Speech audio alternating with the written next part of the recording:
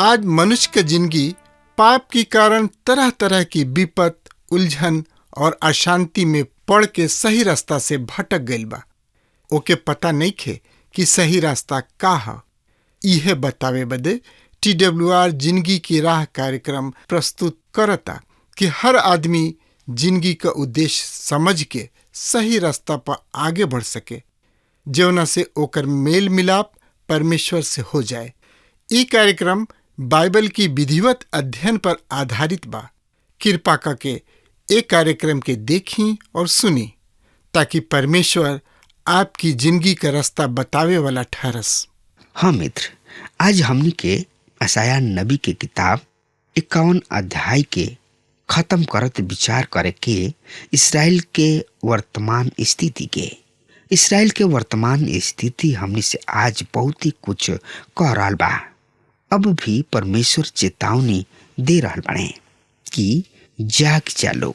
मित्र, तो एकरा बारे में और ज्यादा से ज्यादा जानकारी खातिर रुआ हमरा संगे आपन पवित्र शास्त्र बाइबल निकाल लेनी। हाँ, तो ओमे देखी यशायाह नबी की किताब 51 अध्याय के 17 पद ए तरी से बता रहल बा।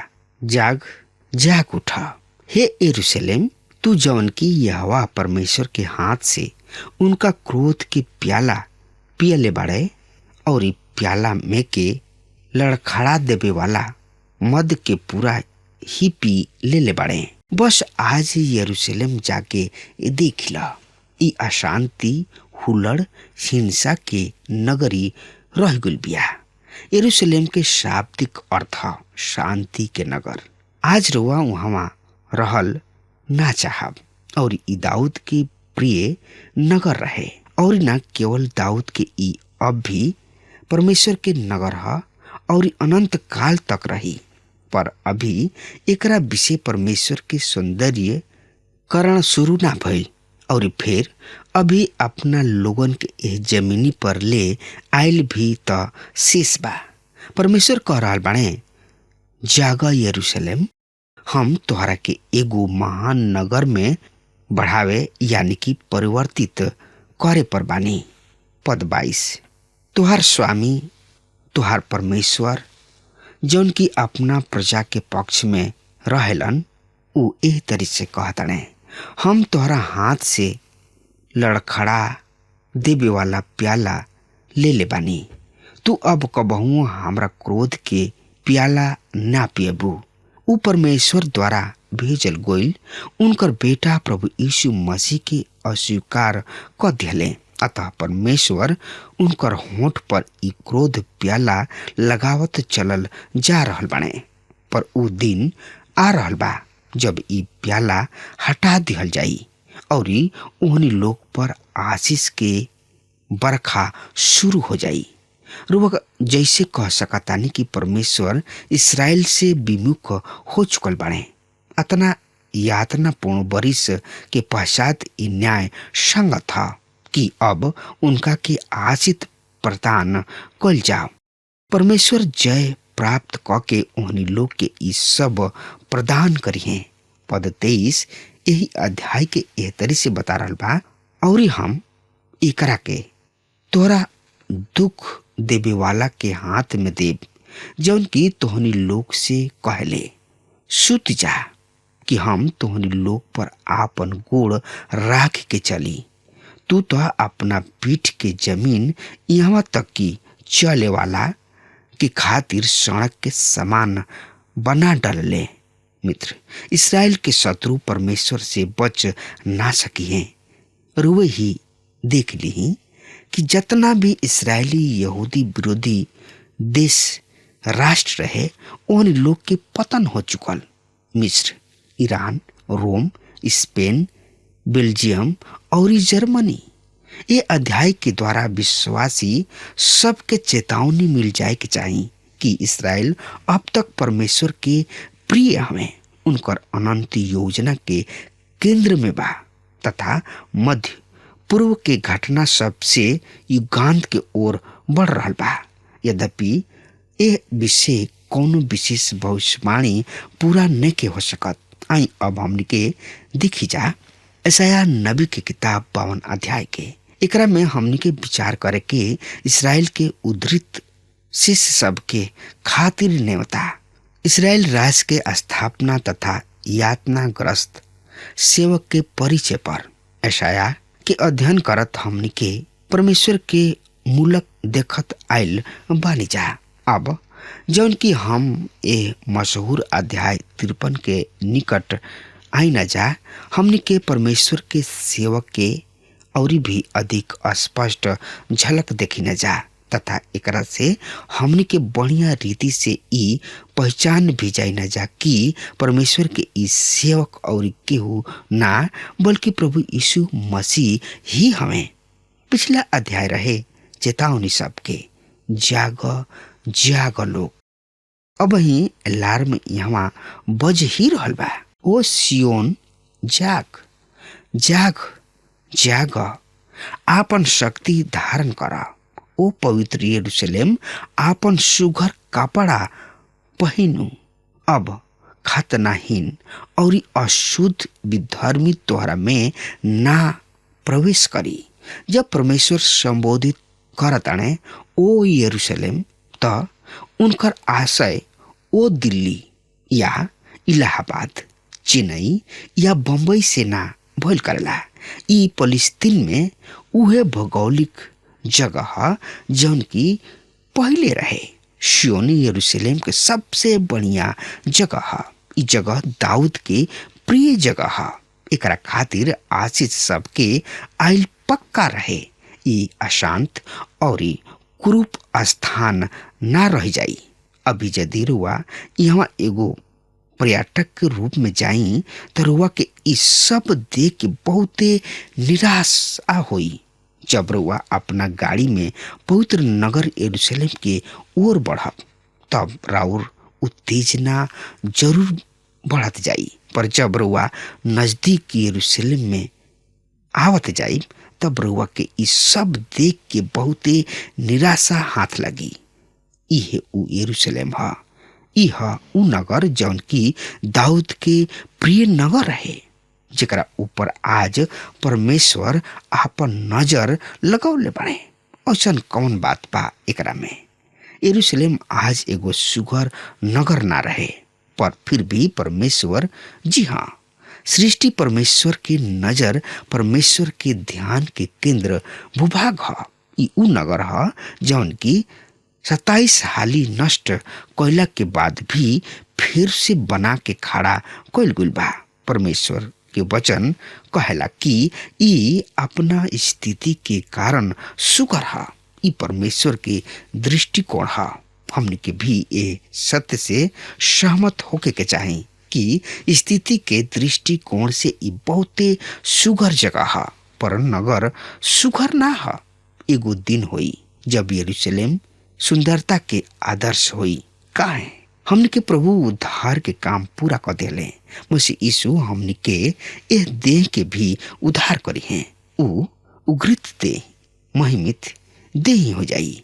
और जब ई सब सृष्टि जवन की श्राप में करा रहल बिया, हर्षो हुलास में बदल जाई। काहे कि मसीह यीशु उनको भी उद्धार करी हैं। उद्धार केवल मनुष्य सबके ही ना, बल्कि समस्त सृष्टि के भी हुई। काहे कि आदम के श्राप के कारण समस्त सृष्टि श्राप में आ गइल बा। मूल के व्यवस्था में परमेश्वर ऐसन उद्धार के नियम रखले रहन। मित्र भाई बहन, तो एकरा बारे में जानकारी खातिर वह हमरा संगे आपन पवित्र शास्त्र बाइबल निकाल लेनी हाँ। तो उनमें देखी यशायाह नबी की किताब 52 अध्याय के 2 पद के हमरो सामने पढ़े जा रहल बानी। हे बंधुआ यरूशलेम, आपन धूर झाड़ के उठ खड़ा हो जो।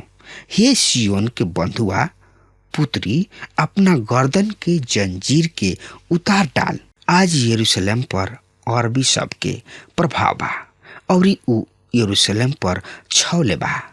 और जौन ऐतिहासिक जगह बा उ सब विभिन्न समूह द्वारा हथिया लिहल गइल बा।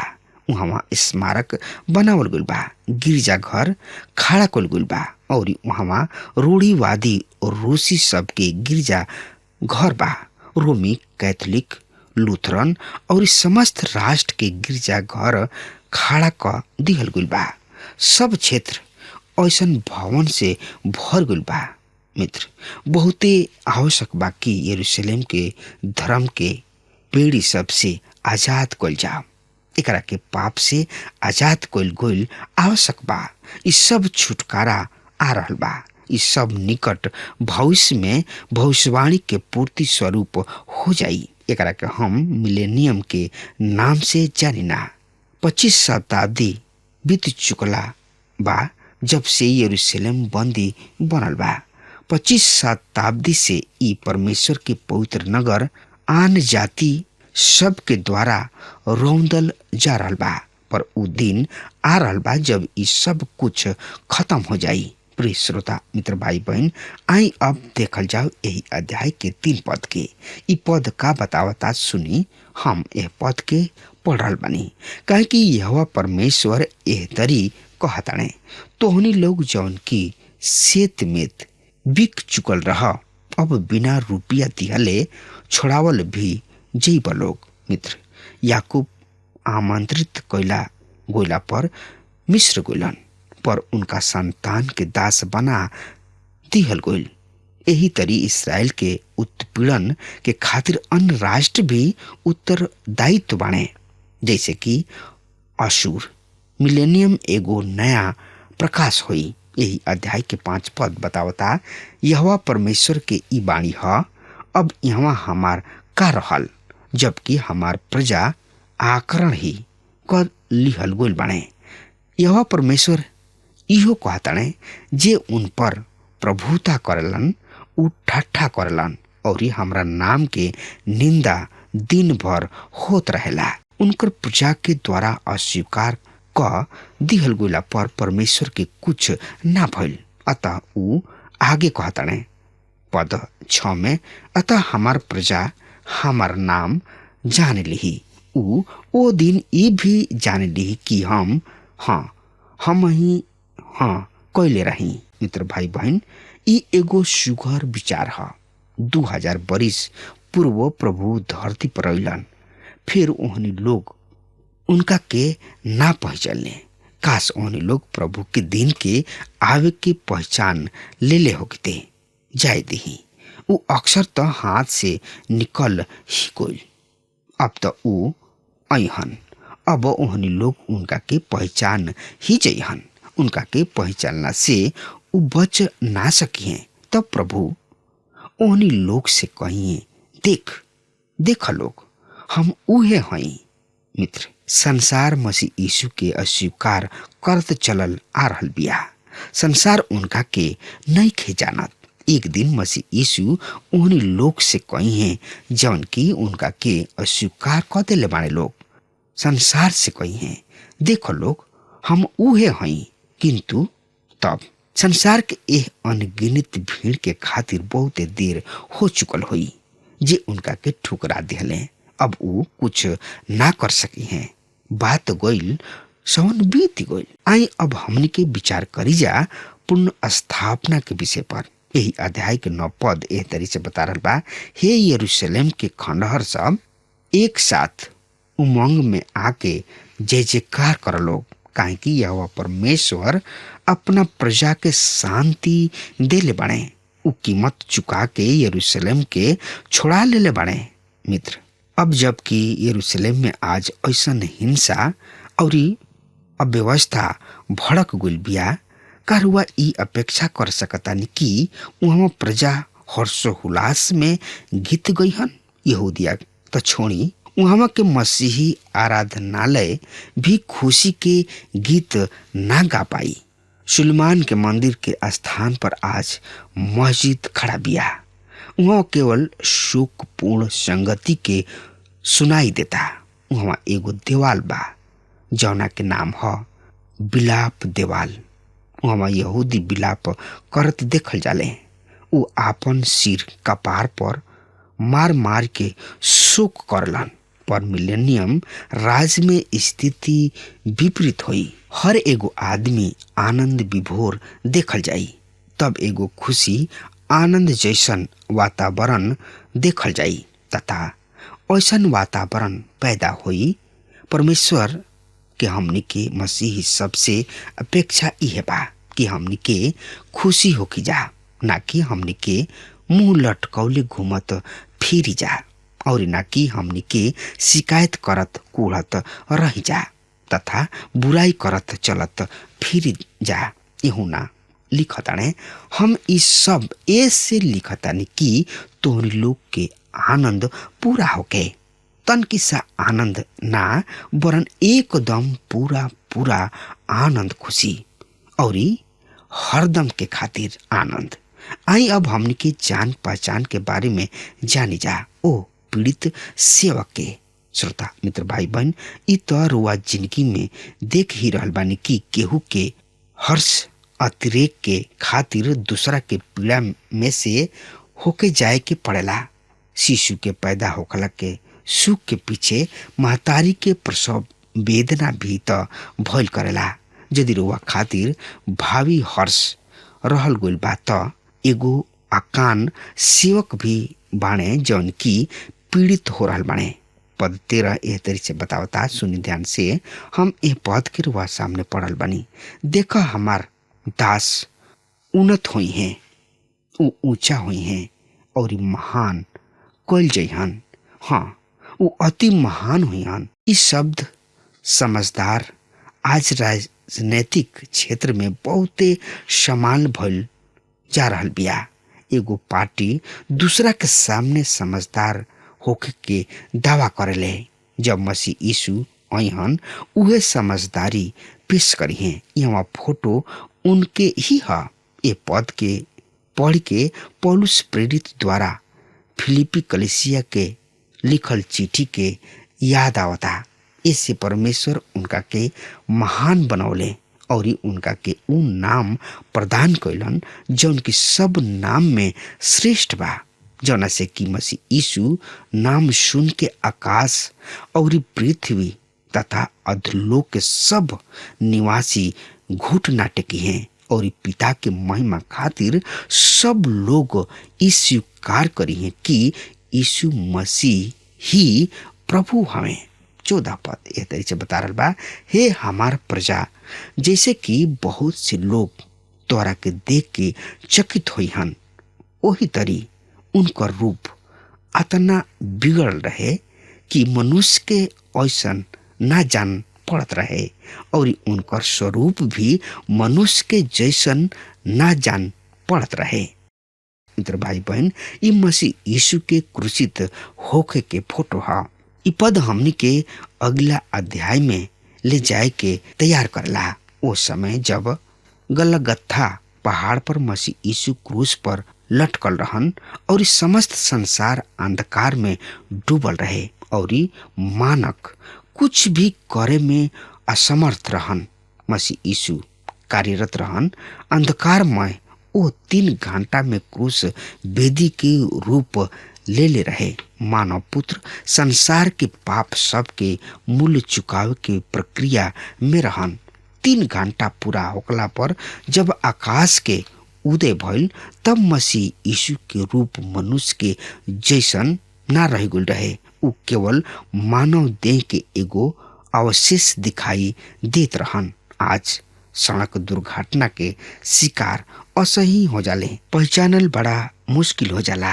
पर 15 पद यही अध्याय के एह तरी से बता रहा बा, ए तरी उ अनेक जाति सब के पवित्र करी हैं और उनका कारण राजा आपन मुंह बंद कर ली हैं, जौन की उनका के कबहू ना बतावल गइल रहे। उनका के उ अपना आँखी से देखे हैं और जे उनका के बारे में आज तक नहीं के सुनले उनका के उ समझ ली हैं। ये है प्रभु यीशु मसीह के क्रूस की कथा। अब हमार समय खत्म हो रहा बा, तब तक खातिर हुआ हमारा के आज्ञा दी। परमेश्वर हुआ के बहुत ही आशीष देश। आमीन। हमके विश्वास बा कि ई कार्यक्रम आप सब खातिर फायदेमंद सिद्ध भइल हुई। हम चाहतनी कि आप सब अपन अपन आशीष हमरों से बांटी। अगर आप सब के लगे बाइबल से चाहे आपकी निजी जिंदगी से कोनो सवाल होके, चाहे क्यों समस्या खातिर प्रार्थना करावे चाहतनी तो हमारी फोन नंबर पर जरूर संपर्क करी। परमेश्वर आप सबके बहुत आशीष प्रदान करें और आज का दिन आप खातिर सुखद बनावे।